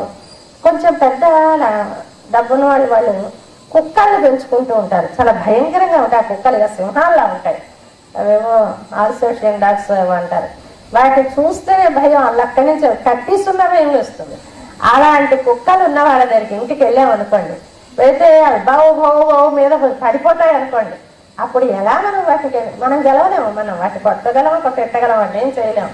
అప్పుడు ఆ ఇంటి వాళ్ళని పిలవాలి, అయ్యా రామారావు గారు కుక్కను చూడండి అని అరవాలి. అరిస్తే ఆయన దా దా దా రాజు దా తామి దా అంటే టకటకటగా వెళ్ళిపోతుంది లోపలికి. అలాగే భగవంతుడు చెప్పాడు, ఈ ప్రకృతిని ఎలా జయిస్తావు అంటే, అబ్బాయి నీ వశం కాదయ్యా, నన్ను ఆశ్రయించి మాత్రమే నువ్వు ఈ ప్రకృతిని జయించగలవు.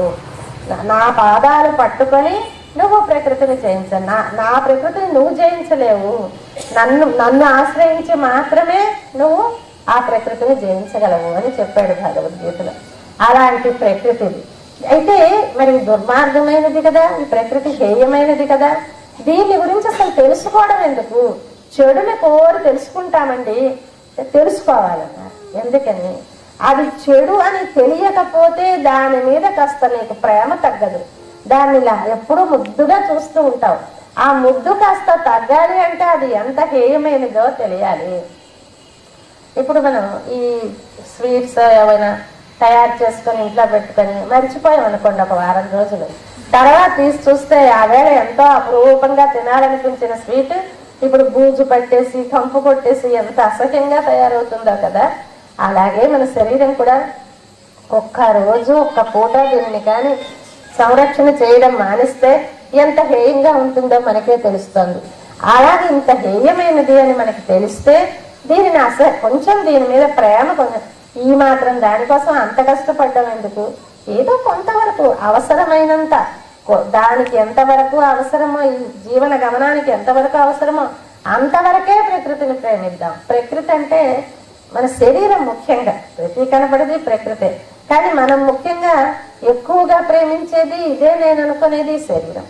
ఈ శరీరం మీద మమకారాన్ని కొంచెం తగ్గించుకునే మనకి గురజాడ అప్పారావు గారు చెప్తారు, స్వంత లాభం కొంత మానకు పొరుగు వారికి సాయపడబోయ్ అంటారు. నువ్వు ఏకంగా లాభం మానేసుకొని సుఖాలు త్యాగం చేసేసి దధీచిలాగో బలిచక్రవర్తిలాగో ఉండమనటం లేదు. నీ లాభాన్ని కొంచెం మానుకో, పక్క వాళ్ళకి సహాయం చెయ్యి అంటారు. అలాగే మనం కూడా మన శరీరం మీద ఉన్నటువంటి వ్యక్తి ప్రేమని కొంచెం తగ్గించుకొని మనలో ఉన్న ఆత్మతత్వాన్ని ప్రేమించడం నేర్చుకుంటే మనం సర్వ జనులకు అనుకూలమైన వాళ్ళం అవుతాము అని ముందర ప్రకృతి తత్వాన్ని తెలుసుకోవాలి. అది హేయమని తెలిస్తేనే దాన్ని వదిలిపెట్టగలం. మనకి హోటల్స్ లో తింటూ ఉంటారు కదా రకరకాలైన భక్ష్యాలు, అవి తెచ్చి ఆ బల్లల మీద నీట్గా సర్దేసి పెట్టేసినప్పుడు చూస్తే ఎంతో బాగుంటాయి, రుచిగా ఉంటాయి. ఒక్కసారి ఆ వండుతున్న దగ్గరికి వెళ్తే తెలుస్తుంది దాని వాటం. మళ్ళీ ఎంత తప్పు చేస్తూ ఉంటారట మరి వేటగాడి దగ్గర ఉంటాడా హాయిగా రాజ్యానికి వెళ్ళిపోయి రాజుగారి పిల్లడైపోయి రాజ్యం పరిపాలించుకోడా?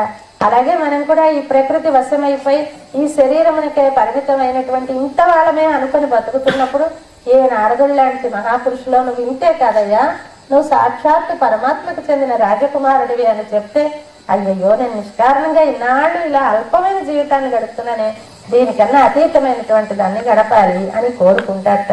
మనకి మానవులకి ఈ కోరిక వల్ల ఎంతగా బాధపడుతున్నామో చెప్తూ తమషగా ఒక కథ చెప్తూ ఉంటారు. బ్రహ్మదేవుడు కుక్కని పుట్టించేట ముందర. కుక్కని పుట్టిస్తే గాడిదను పుట్టించాడు. గాడిదను పుట్టించి నీకు 40 ఏళ్ళు ఆయుర్దాయం ఇస్తున్నాను అన్నాడు. నేనేం చెయ్యాలి అని అడిగింది.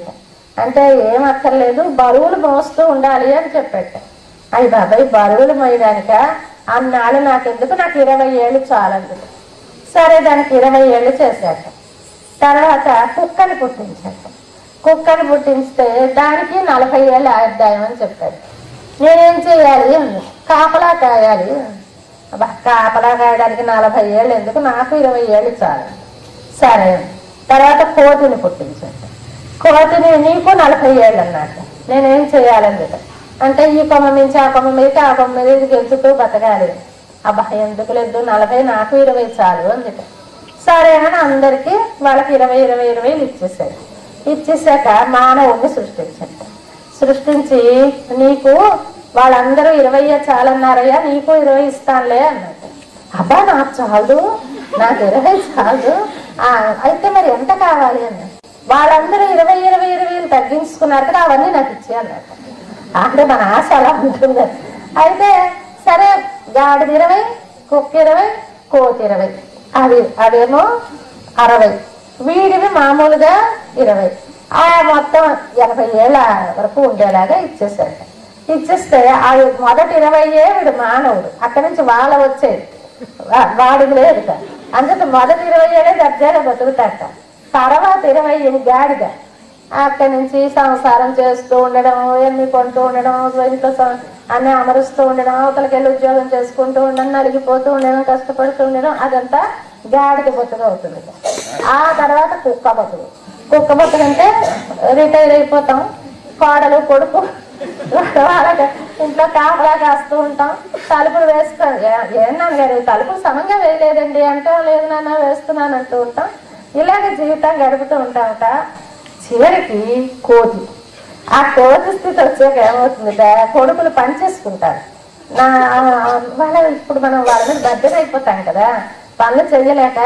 నాన్నగారు ఇప్పుడు వృద్ధాశ్రమాలు వస్తాయి అదృష్టవంతులు, మునిపైతే పని చేసుకొని నాన్నగారు కొన్నాళ్ళు నా దగ్గర ఉండి కొన్నాళ్ళు తమ్ముడి దగ్గర ఉండి ఒక్కళ్ళం చెయ్యలేమంట. అంటే ఇక్కడి నుంచి అక్కడికి అక్కడ కోతి గెంతినట్టు గెంతుతూ ఉండాలి. ఈ కొమ్మ నుంచి ఆ కొమ్మ మీద, ఆ కొమ్మ నుంచి ఈ కొమ్మ మీదకి, ఈ కొడుకు ఆ కోతులు తెచ్చి గెంతుతూ కిచకిచలాడాలి. కోత ఏం చేస్తుంది, అది అస్తమానం పళ్ళు ఇకిలించుకొని కిచకిచలాడుతుంది. అలాగే మనం కూడా ముసలితనంలో వాళ్ళు ఎలా చూసినా బాగుంది, చాలా బాగుంది అంటూ ఉండాలి, లేకపోతే ఇంకా ఉండనివ్వరు. అలాంటి లైఫ్ మనకి వస్తుంది అని చెప్తారు. ఎందుకని అంటే కోరిక వాళ్ళు ఇన్ని చిక్కులు అని హాయిగా వాటిలాగే 20 చాలనుకుంటే వీడికి వెళ్ళిపోతుంది కదా 20 ఏళ్ళకి సుఖంగా అని. కాదు వాడు కోరుకుంటే ఇలాంటి లైఫ్ వచ్చిందని చమత్కారంగా చెప్తూ ఉంటారు. అలాగే ఆ కోరిక అనేది అంత ప్రమాదం. ఆ కోరిక తగ్గాలి అంటే నీకు ప్రకృతి యొక్క హేయత తెలియాలి. అందుకోసం ప్రకృతి గురించి తెలుసుకో. జీవుడు అంటే నువ్వెంత గొప్పవాడివో తెలుసుకో. అప్పుడు తెలుసుకున్నప్పుడు అయ్యి బాబా ఇంకేంటి, ఇంత గొప్పవాడు నేను, ఇంత హాయిగా ఉండవలసిన వాడిని, నాకెందుకు వచ్చింది దురదృష్టం అని మానేస్తాం. మూడవది భగవంతుడు, సర్వేశ్వరుడు. ఆ సర్వేశ్వరుడు యొక్క తత్వం తెలిస్తే ఎలా ఉంటుందంటే, ఆ సౌందర్యం, ఆ సౌకుమార్యం, ఆ లావణ్యం అవన్నీ కనుక తెలిస్తే మరి ఇంకా మరొక వైపు నీ దృష్టి వెళ్ళదు. నిజముగా మనసుకు కానీ ఆ హాయి అనుభవైక వేద్యం అయితే ఎవరి మట్టికి వారికే తెలిసే విషయం అది. మనకి మనస్సుకి కళ్ళు మూసుకుంటే ఏదో ఒక రూపాన్ని మనం భావించగలం. మనకి భగవంతుడు ఆ అదృష్టాన్ని ఇచ్చాడు. ఇలా కళ్ళు మూసుకుంటే మీరు నాకు కనపడరా ఇలా అంటే, అలా మళ్ళీ నువ్వు ఆ అమ్మాయి అలా కనిపిస్తుంది. అలాగే మనం భగవంతుడిని భావించడం అలవాటు చేసుకోవాలి. అలవాటు చేసుకున్నప్పుడు ఒక రోజులో అంత రూపం మన భావనకి రాదు, మన మనసుకు అంత శక్తి లేదు. ముందర ఒక రోజంతా పాదాలు ధ్యానించండి. ఆ పాదాలు ఎలా ఉంటాయో తెలుసా, అడుగుని స్వామి కృష్ణుడు ఆ ఉలూకల బంధనం అయిన తర్వాత 2 చెట్లని మధ్య చెట్ల మధ్య నుంచి దూరి వెళ్తాడు చూడండి.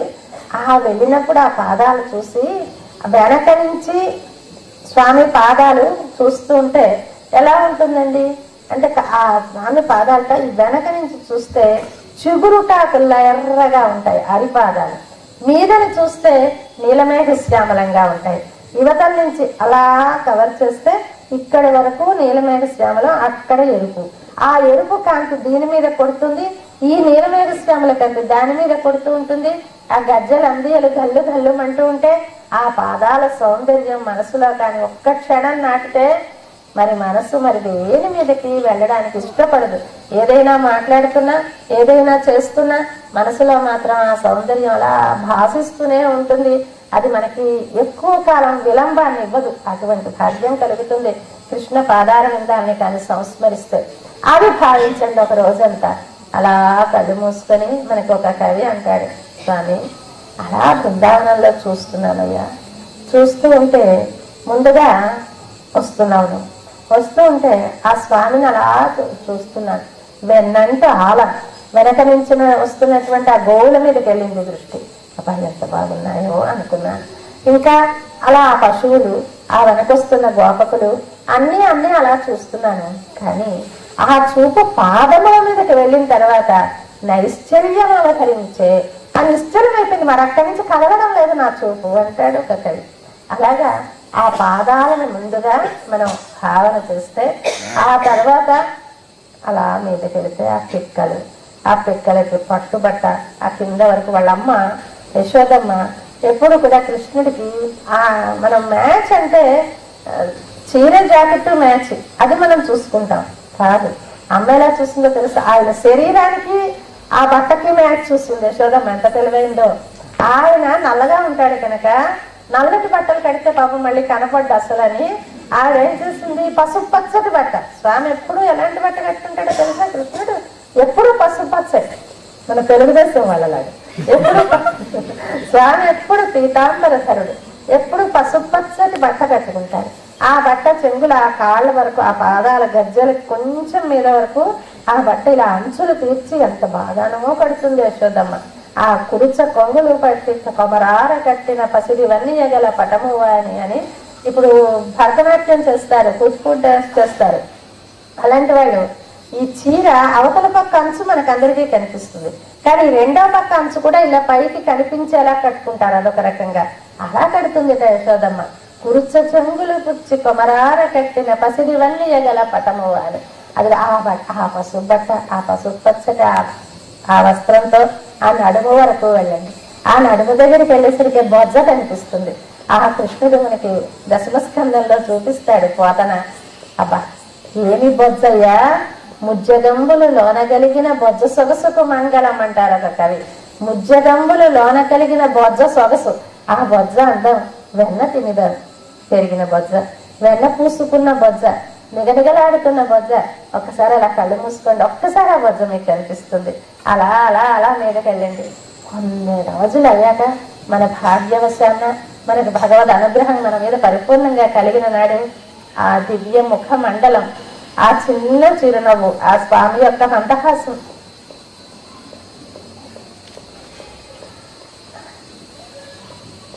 మన మనసులో మెదులుతుంది. ఆ నాటితో మనకి ఇంకా దేని మీద కోరికుండదు. ఏదో మన జీవితానుగమనంలో అన్ని చేస్తూ ఉంటాం, కానీ కావలసినది మాత్రం ఆ మందహాసం మాత్రమే. అటువంటి భాగ్యం కలగాలి. అది ఈశ్వర తత్వం. ఆ ఈశ్వర తత్వం, భగవత్ తత్వాన్ని తెలుసుకుని ఆ రూపంలో ఉన్న సౌందర్యాన్ని భావించి, అయితే స్వామి ఇంతేనా, ఈ చిన్న బాబేనా? కాదు, జగదాకారంగా ఉన్నాడు స్వామి, సమస్త పదార్థాలలో వ్యాపించి ఉన్నాడు స్వామి అని ఒక తృప్తి. అబ్బా తండ్రి, ఈ చెట్టు నువ్వే, ఈ పుట్ట నువ్వే, ఈ పక్క పిల్ల నువ్వే, ఆ అమ్మాయి నువ్వే, ఆ అబ్బాయి నువ్వే, ఎన్నిట్లోనూ ఉన్నావయ్యా అనే ఒక భావన కలిగితే ఈశ్వర తత్వం మన మనస్సుని ఆకట్టుకుంటుంది.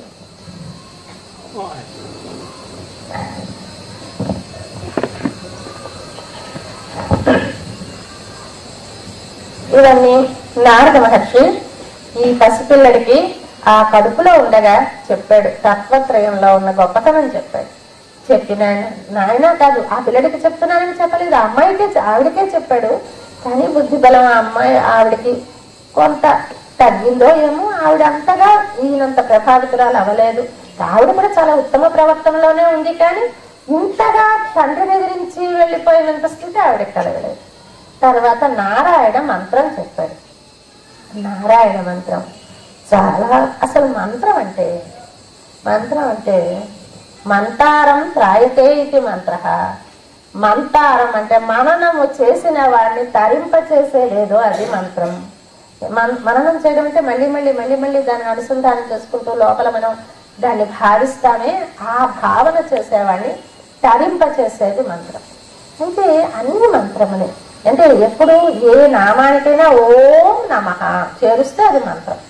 బట్టి నామం ఉంటుంది. ఇప్పుడు మనం రోజు పూజ చేస్తూ ఉంటాం కదా, ఓం కేశవాయ నమః, దామోదరాయ నమః, మాధవ, ఓం శివాయ నమః. ఏది చేసినా ఓం ముందర, లేకపోతే చివరిని నమః కానీ మధ్యని నమః కానీ ఎక్కడ ఒక నమః పదం కూడా ఆ నామంతో చేరితే దానిని మంత్రము అని అంటారు.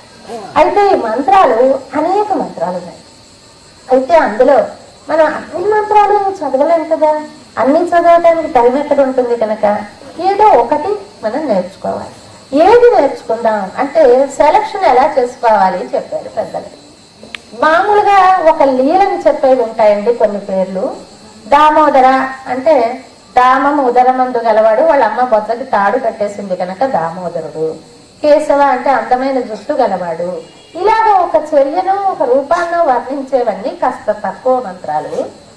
సర్వ వ్యాపకత్వాన్ని తెలిపినవి, అంతటా భగవంతుడు ఉంటాడు అని చెప్పిన పేర్లేవో అది గొప్ప పేర్లు. వ్యాపక అవ్యాపక. వ్యాపకం అంటే అంతటా భగవంతుడు ఉన్నాడు అని చెప్పినవి గొప్పవి, కాకుండా ఒక చేష్ట చెప్తే అది వాటికన్నీ ఈ గొప్పవే, నామాలన్నీ గొప్పవే కానీ వాటికన్నీ ఇవి తక్కువవి. అయితే సర్వవ్యాపకత్వాన్ని చెప్పినవి 3 ఉన్నాయట. వాసుదేవ, విష్ణు, నారాయణ. వాసుదేవ వసతి సర్వత్ర ఇది వాసు, అంతటా ఉండేవాడెవడో వాడు వాసు. దేవ దీవ్యతే ఇది దేవ, ప్రకాశించేవాడెవడో వాడు దేవుడు. వాసుదేవుడు అంతటా ఉంటాడు, ప్రకాశిస్తాడు, అటువంటి వాడెవడో వాడు దేవుడు, వాసుదేవుడు. వాసుదేవ అంటే వసుదేవుడు కొడుకు కనుక వాసుదేవుడు అనే అర్థం కాక ఇది వేరే అర్థం. వాసుదేవుడు, అటువంటి వాసుదేవ నామం కూడా అంతటా చెప్తాం. అలాగే విష్ణు, విష్ణు వ్యాప్తవు, వ్యాపించి ఉండేవాడు చెప్తాం కనుక ఇవి 2 నారాయణ. 3 కూడా ఇది విష్ణు గాయత్రి అని. వాసుదేవాయ విద్మహే, నారాయణాయ విద్మహే వాసుదేవాయ ధీమహి తన్నో విష్ణు ప్రచోదయాత్ అని విష్ణు గాయత్రి చెప్తుంది. అటువంటి శక్తి కలిగినటువంటి మంత్రం కనుక ఈ 3 నామాలు చాలా గొప్పవి. అయితే ఈ 3ట్లోనూ మళ్ళీ సెలెక్ట్ చేసి మేము ఒకటే చేయగలం అంటే అంతటా వ్యాపించి ఉన్నాడు అనే అర్థాన్ని వాసుదేవ మంత్రం కన్నా, విష్ణు మంత్రం కన్నా నారాయణ మంత్రం స్పష్టంగా చెప్పిందట. అందువల్ల నారాయణ మంత్రం శ్రేష్టమైనది అని నారాయణ మంత్రాన్ని పఠించమన్నారు. అయితే అస్సలు పద్ధతిగా మంత్రం అనేది ఒక గురువు ఉపదేశిస్తే కానీ చెప్పుకోకూడదు. అప్పుడు గురువు ఉపదేశించాలంటే ఓం ముందు, తర్వాత నారాయణాయ, తర్వాత నమః, లేకపోతే ఓం నమః నారాయణాయ అయితే మంత్రం. మనము అది మంత్రంగా కాకుండా ఒక నామంగా చెప్పుకుంటే ఎవరైనా చెప్పుకోవచ్చు, దానికి ఫలము ఉంటుంది. అందుకని ఏం చేయొచ్చు అంటే మనం ఓం చెప్పేసి నారాయణాయ చెప్పి తర్వాత నమః చెప్పుకుంటే ఎవరైనా అనుకోవచ్చు. ఓం తర్వాత నమః చెప్పి నారాయణాయ చెప్తే మంత్రం అది. ఓం ఇత్యేకాక్షరం, నమ ఇది 2 అక్షరే, నారాయణాయేతి 5 అక్షరాణి అని ఉపనిషత్తే ఇలా వరస ఉంది అని చెప్పింది. ఓం అగ్రే వ్యాహరత్, నమ ఇది పశ్చాత్, నారాయణాతేతి ఉపదిష్టాత్ అని ముందు ఓం చెప్పండి, తర్వాత నమః చెప్పండి, తర్వాత నారాయణాయ చెప్పండి, అదైతే మంత్రం. అలా కాకుండా మనం ఈ పద్ధతిలో కాకుండా ఓం నారాయణాయ నమః అనుకుంటే అది మంత్రం కాదు. మంత్రం యొక్క అంటే గురువు వల్లే ఉపదేశం పొందాలి అలా కాకుండా చెప్పుకోకూడదు అనే నియమం ఉండకుండా ఫలితాన్ని కూడా ఇస్తుంది. అయితే ఈ నారాయణ మంత్రంలో ముందర ఓం అంటే ఓం అనేది మీకందరికి ఉకార చిన్నప్పుడు గుణసంఖ్య చెప్పుకొని ఉంటారు. ఆకి ఊ పరమైతే ఓ వస్తుంది. అలాగే ఇక్కడ ఆ ఊ మా అనే 3 అక్షరాలు కలిసి ఓం అని. ఆ ఊ మా, ఆ ఊ కలిస్తే ఓ, తర్వాత మకార పళ్ళు ఓం అని. ఇప్పుడు ఈ 3 అక్షరాలకి కూడా అర్థం ఉంది. ఆ అంటే నారాయణుడు. ఎలా చెప్పాము అంటే బ్రహ్మ విష్ణు మహేశ్వరులు అన్నప్పుడు బ్రహ్మ సృష్టి చేస్తాడు, విష్ణువు రక్షణ చేస్తాడు, పరమశివుడు లయం చేస్తాడు అని అందరం చెప్పుకుంటున్నాం కదా. ఆ రక్షణ చేసేవాడు ఆ అనే అక్షరానికి అవ రక్షణే అని ధాతువు. అవరక్షణే, ఆ అనేది రక్షణను తెలియజేస్తుంది. అందువల్ల రక్షించేవాడిని అకారం చెప్తుంది, నారాయణుణ్ణి చెప్తుంది. అంతేకాక అక్షరాలన్నిటికీ మొట్టమొదటి అక్షరం ఆ. నోరు విప్పితే మొదటి ఆ, సుఖంగా ఏ కష్టం లేకుండా వచ్చేది ఆ. అలాగే సర్వ పదార్థాలకి మొదట ఉండేవాడు నారాయణుడు. సదేవ సోమ్యేదాగ్రాసీత్ ఏకమేవా ద్వితీయం ఉపనిషత్తు చెప్పింది. అందువల్ల ఆ అనేది నారాయణుణ్ణి తెలియజేస్తుంది. తర్వాత మూడవ అక్షరం ఆ ఉ మా. ఓంకారంలో ఏమున్నాయి? ఆ ఉ మా. మూడో అక్షరం మా. ఈ మా అంటే ఏంటి? మనకి సాంఖ్య శాస్త్రం అని ఒక శాస్త్రం ఉంది. ఆ శాస్త్రంలో వాళ్ళు అన్నిటికీ నెంబర్లు ఇచ్చేసుకున్నారు. అంటే ఇప్పుడు చూడండి, ఏదో షార్ట్ హ్యాండ్ ఏదో ఒక గీత 2 గీతలు తోటి వాళ్ళు అన్నీ రాసేస్తారు. అలాగా దీనిలో వాళ్ళకి అన్నిటికీ అంకెలు ఇచ్చేసారనమాట. కా దగ్గర నుంచి కాగా అలాగే కచట తప అనేటటువంటి 5 25 అక్షరాల్లో ఈ పంచభూతాలు, పంచతన్మాత్రలు, మనస్సు, బుద్ధి, అహంకారం ఇలా అన్నిటికీ తలొక అక్షరం ఇచ్చేసి కొసగి జీవుడు 25వ అక్షరం. 25వ అక్షరం జీవుడు అని చెప్పారు. అంచేత 25 అనగానే జీవుడు అని తెలుస్తుంది. అలాగే మా 25వ అక్షరం మకారం. అంటే అక్కడ కా దగ్గర నుంచి చూస్తే 25వ అక్షరం మా. ఆ మకారానికి జీవుడు అని సాంఖ్య శాస్త్రం ఒక సింబల్ పెట్టుకుంది. అంచేత మా అనగానే జీవుడు అని తెలుస్తుంది. అంతేకాక మకారమునకు వ్యుత్పత్తిని బట్టి మన జ్ఞానే మన అవబోధనే. కొంచెం బరువైన విషయమే కానీ మరి నారదుడు చెప్పేసరి నేను ఏం చేసేది మీకు చెప్పక తప్పదు. మన జ్ఞానే మన అవబోధనే.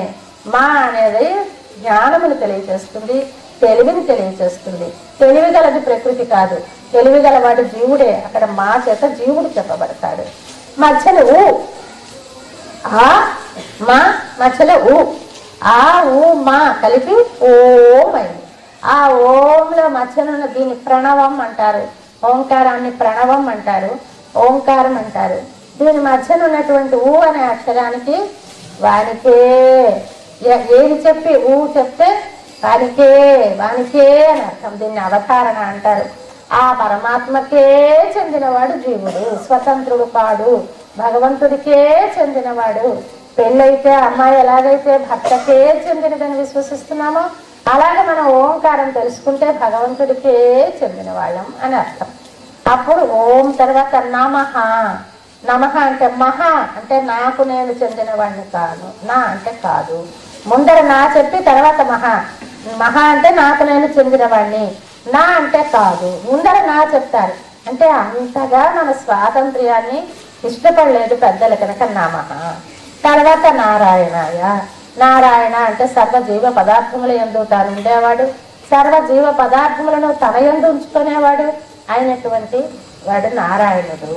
అంచేత నారాయణ అని అనుకుని ఆయా వాణి కొరకే వాణి కొరకే అని. ఈ చతుర్థి విభక్తికి సంస్కృతంలో ఈ విభక్తి చతుర్థి విభక్తి అంటారు. మనకి తెలుగులో అయితే కొరకన్కై పంచమి కదా, కొరకన్కై చతుర్థి విభక్తి. అలాగే సంస్కృతంలో ఇంకా ఆయా వస్తుంది. ఆయా వచ్చినప్పుడు ఈ చతుర్థి విభక్తికి ఏమిటి అర్థంట? ఇచ్చేస్తే మరి తిరిగి తీసుకో, అది నీకే అని అర్థం. ఆ చతుర్థి విభక్తి వాడితే వానికే, మళ్ళీ నాకు దాంతో సంబంధం లేదు. ఏమైనా వ్రతాలు నోములు చేస్తే కొన్ని రకాల నోములకి పళ్ళెంతో పసుపు ఇస్తారండి పేరెంటాల. ఇచ్చి పసుపు మీది పళ్ళెం మాది, పసుపు మీది పళ్ళెం మాది అంటారు. అవునమ్మా, కొన్ని ఇళ్లలో అలా నేను చూసాను. ఎందుకంటే ఇచ్చేస్తున్నాం కదా, పళ్ళెంతో పాటు ఇస్తున్నాం కదా, ఆ పసుపుతో పాటు పళ్ళెం కూడా వాళ్ళకి ఇచ్చేస్తున్నట్టు అయిపోతుందో ఏమో అని అలా చెప్తారన్నమాట. అలా అనాలి, అనకపోతే పళ్ళెం కూడా వెళ్ళిపోతుంది. అలాగా ఇక్కడ మన స్వామి నీకే చెందిన వాళ్ళం అన్నప్పుడు వాడికే చెందిన వాళ్ళం అయిపోవాలి. మళ్ళీ తిరిగి నీకు చెందిన వాడిని నాకు స్వతంత్రుడే అని మళ్ళీ తీసుకునే అవకాశం లేదు. మనం పూజ చేస్తాం పొద్దుట ఓం కేశవాయ నమః అన్నప్పుడల్లా ఇదే అర్థం. కేశవ నీకే నేను చెందిన వాడినయ్యా, నేను స్వతంత్రుణ్ణి కాదు. మాధవ నీకే చెందిన వాడినయ్యా, నేను స్వతంత్రుణ్ణి కాదు. శివ నీకే చెందిన వాడినయ్యా, నేను ఏ నామంతో మీరు పూజ చేస్తే ఇన్నిసార్లు మీరు ప్రామిస్ చేస్తున్నారు భగవంతుడి దగ్గర, మేము నీకే చెందిన వాళ్ళం, నీకే చెందిన వాళ్ళం, మేము స్వతంత్రులము కాదు అని భగవత్ సన్నిధిని మనం ప్రతిరోజు ఒక ప్రతిజ్ఞ చేస్తున్నాం. మనం పొద్దున చూసారా, ఈ స్కూళ్ళల్లో ప్రతిజ్ఞ చేస్తారు. భారతదేశం నా మాతృభూమి, భారతీయులందరూ నా సహోదరులు, నేను నా దేశమును ప్రేమించుతున్నాను అని ఇలా చేయిస్తారు. ఇటు చూస్తూ అటు చూస్తూ నేను నా దేశమును ప్రేమించుతున్నాను ఇలా చేసిస్తారు పిల్లలు. కానీ అది నిజంగా అది ప్రతిజ్ఞ. అది అలాగే ఇది కూడా ప్రతిజ్ఞ. మనం కూడా పూజ కూడా అలాగే నిర్లక్ష్యంగా చేసేస్తూ ఉంటాం. వెంకటేశ్వర మనోరాయణ అలా చేస్తాం. కానీ ఆ ప్రతి పువ్వు వేసినప్పుడు మన మనస్సు అనేటటువంటిది ఒక పుష్పంగా భావించి ఆ పువ్వుని భగవత్ పాదారవింద సన్నిధిని సమర్పించి, తండ్రి నేను నీ వాడనయ్యా, నీ వాడనయ్యా, నీ వాడనయ్యా అని అష్టోత్తరం చేస్తే 108 మాటలు మనం ఒప్పుకుంటున్నాం అన్నమాట భగవత్ సన్నిధిని. అలాగా ఈ నారాయణ నామానికి అద్వితీయమైన శక్తి ఉంది.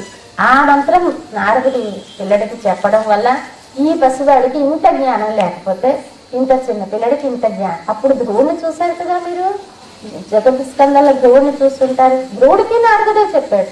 నారదుడు దారిలో ఎదురుపడి, నాయనా నీకు ఆయనకు వాడికి వాసుదేవ మంత్రం చెప్పాడు, వీడికి నారాయణ మంత్రం చెప్పాడు. అంతకన్నా పవర్ఫుల్ ఈ మంత్రం వల్ల ధ్రువుడు ఒక ఉన్నత పదవి కోరి ఆగిపోయాడు. ఈయన ఏమి కోరుతున్నాడో తెలియదు, కోరిక లేదు, నారాయణ తత్వాన్ని పరిపూర్ణంగా అనుభవిస్తున్నాడు. ఇలాంటి స్థితి మన ప్రహ్లాదుడికి కలిగింది. అయితే ఈ పిల్లలందరినీ పిలిచి చెప్పాడు. ఇలా చెప్పేస్తున్నాడు కదా, రోజు ఖాళీ టైంలో వీళ్ళకి ఇలా చెప్పేస్తున్నాడు. చెప్పేసి వాళ్ళకు సలహా ఇచ్చాడు. 10 పుస్తకములు ఇండి ఆచార్యులకు మరల ఏకతమన కొన్ని రండు. మీరు పుస్తకాలన్నీ పట్టరంటారు, కట్టకట్టేసి అన్ని తీసుకెళ్ళి ఆచార్యుడి దగ్గర పడి ఉండ గురువు గారి దగ్గర. మీరందరూ తిరిగి రండి, నేను చెప్తాను మంచి విషయం. లేకపోతే పొండొల్లని వారు కర్మపుంజం ఒప్పాలి. మీరు కానీ రారు కొండి, మీ దరిద్రం అది నేనే చేస్తాను. మీరు అలాగే అనుభవిద్దరు కానీ, ఏదో అలా కర్మలో కొట్టుకుందరు కానీ, మీకు అదృష్టం బాగుందా నా దగ్గరికి రండి, నేను మీకు మంచి విషయాలు చెప్తాను. ఇలా తగులుకున్నారు. ఇంకా ఈ పిల్లలందరూ కూడా, పిల్లల మనస్సుల్లో ఉందంటే లోపల ఆగదు పాపం. పసివాళ్ళు కదా, మాకు పెద్దవాళ్ళం అయితే కొంచెం కల్మషం తెలుస్తుంది, లోపల ఉన్నది బయటకు అంతా అనేకుండా జాగ్రత్త పడగలం. పాపం పిల్లలకి అది తెలియదు కదా. ఆ గురువు గారి దగ్గర మీరు చెప్పిన చదువు ఏం బాగాలేదండి, మా ప్రహ్లాదుడు ఎంత బాగా చెప్తున్నాడో, ఎంత బాగా చెప్తున్నాడో, మాకు నారాయణ అంటే ఎంత ఇష్టమో అనుకుంటూ మొదలు పెట్టారు. అమ్మ చచ్చిపోయినా ఈ వీడు ఒక్కడనే బాగా చేసుకోలేక ఆయన్ని బాధలు పెడతారు, ఇందరి పిల్లలు పాడైపోతున్నారు అనేసి ఇంకా లాభం లేదని తిన్నగా మళ్ళీ హిరణ్యకశిపుడి దగ్గరికి వెళ్ళారు. వెళ్ళి, నాయనా మీ లాభం లేదయ్యా, చొక్కపు రాక్షసి కులమున పెక్కురు జన్మించినారు, ఎంతమంది పుట్టలేదు రాక్షస కులంలో, కానీ ఇలాంటి పిల్లల్ని ఎక్కడా చూడలేదు. విష్ణుని యందున నిక్కపు మక్కువ విడువండు, ఎక్కడి సుతుగంటి రాక్షసేశ్వర, ఏవి కొడుకుని కన్నావయ్యా రాక్షసేశ్వర, ఈ వెర్రివాడిని కన్నావు, వీడిని మరి మేము దగ్గర ఉంచుకోలేము నాయన, వీడికి చదువు చెప్పలేము, మిగతా పిల్లలు కూడా పాడైపోతున్నారు, మొత్తం ఆ వ్యవస్థ పాడైపోతుంది. ఒక్కడుంటే చాలు అంత వ్యవస్థ బాగుపడిపోతుంది. వాడు పాడైపోతుంది అనుకుంటున్నారు, బాగుపడిపోతుంది అనమాట. మొత్తం అంతా పాడైపోతుంది. అందుచేత నీ కొడుక్కి నేను చదువు చెప్పలేని ఇష్టం వచ్చినట్టు చేసుకో అన్నాడు. అనేసరికి పాపం చేయడం ఎలాగూ లొంగడు పిల్లడు, మళ్ళీ పిలిపించుకున్నాడు. ఏమవుతుందో రేపు తెలుసుకుందాం. జై శ్రీనాథ్.